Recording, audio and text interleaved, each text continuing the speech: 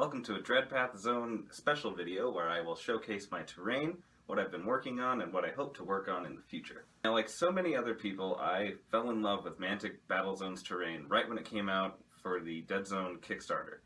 I got the original Battlezones scenery set, I got the Fortified one, and the landing pad one. Now with these sets, I wanted to make a specific style that I was shooting for, and the style I'm going for here is more of a well fleshed out, lived in style to it. I've seen a lot of terrain, and some of it I really like, some of it I really don't. And what I've really enjoyed is seeing buildings that look lived in, like they actually belong in a universe, not just paintball buildings or, oh, this looks good for the game, like because it provides cover, but you know, it doesn't look like something someone would use. And so what I wanted to do here is make a very fleshed out, real looking modular set that can be built to make big fortresses or just very standard Dead Zone style terrain.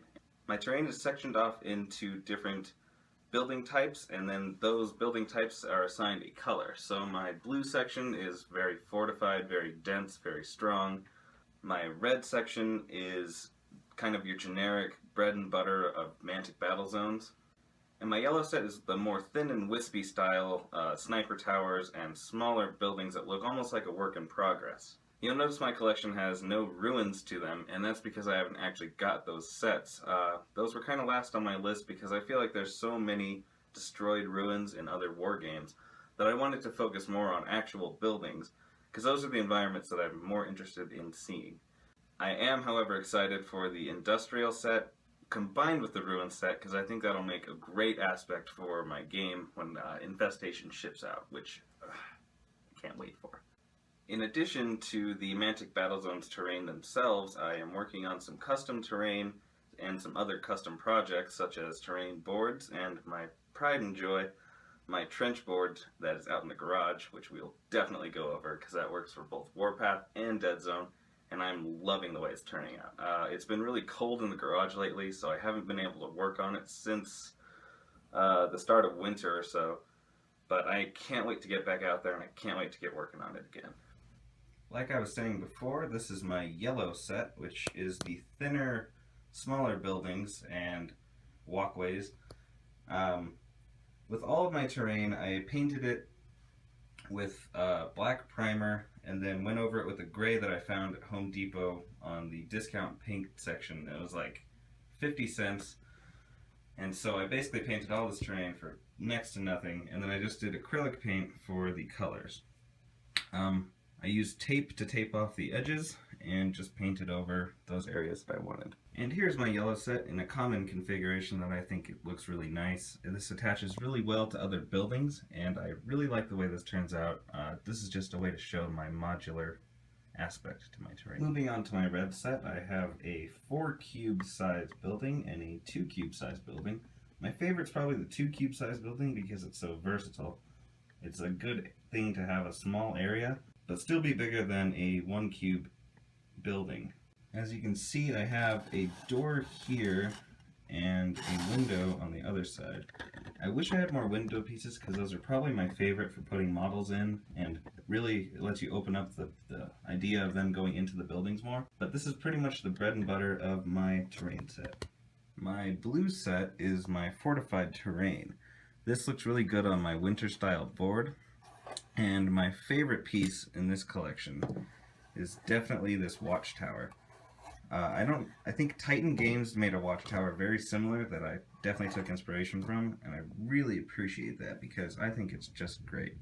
It comes apart into different pieces, and it has varying degrees of what you can do with it. You can have just a standard fortified 1 cube, or you can have, you know, a not so guarded watchtower. You can also put this on the edge of other buildings and make little crow's nests, and this is definitely one of my favorite aspects of this blue collection I have. I really love the aesthetic of the blue and the way it looks, especially with lighter boards like the standard Mantic Matte or the snow terrain that I have.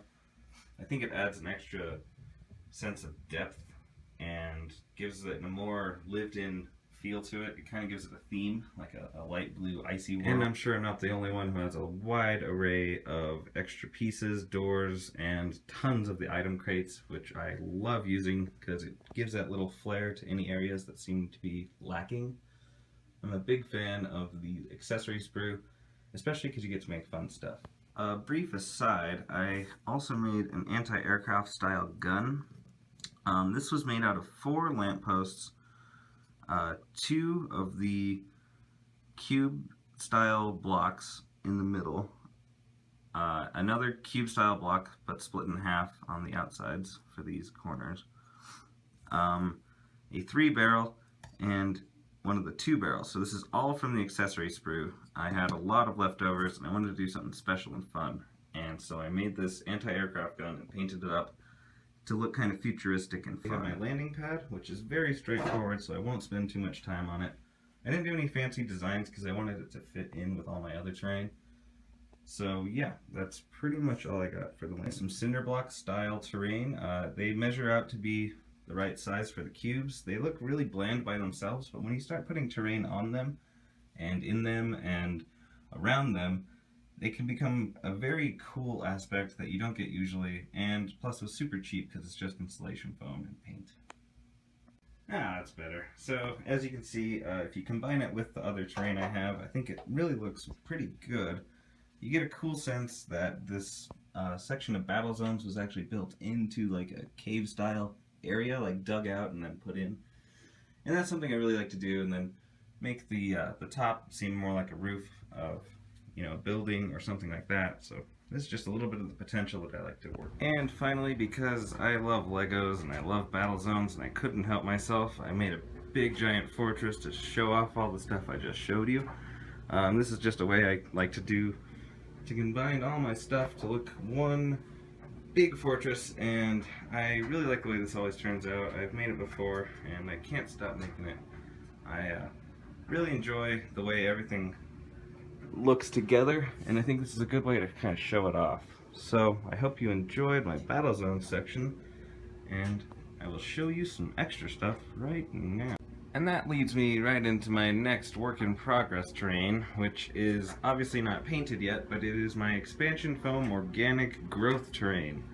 Heavily inspired by Halo and the Flood. I think it'd be a really cool aspect to add into my games to make everything look a little bit more alien and less polished and refined like the GCPS would want you to believe. And basically with this terrain, it's all just made from expansion foam, and I need to experiment more with painting to figure out exactly how to get that glossy, organic, gross look while still making it look like viable terrain. I've tried to paint a few of them, but they ended up turning out more like rocks, and I don't want them to look like rocks. I want them to look like living, breathing, pustule, gross disgustingness. And I'm still working on it, but I will keep you posted if I ever get the time to work on these things. So on one of my shopping trips to Home Depot, I noticed how awesome electrical boxes looked, and I wanted to make something special out of them. It might be a little hard to see because it's still primed, but not anything else. But I took a lot of pieces from my 40K collection and started making a kind of a freighter type gunship, and I'm really pleased with the results so far, and I have a lot of work to go still, but I think it's definitely in a spot that I'm happy with. Here's a shot from behind. You can kind of see I'm going for a very futuristic vibe to it. I might add a Battlezones door to the back, kind of as like a loading area. I think that would add a lot of depth to it. But yeah, it's made out of electrical boxes and 40K bits.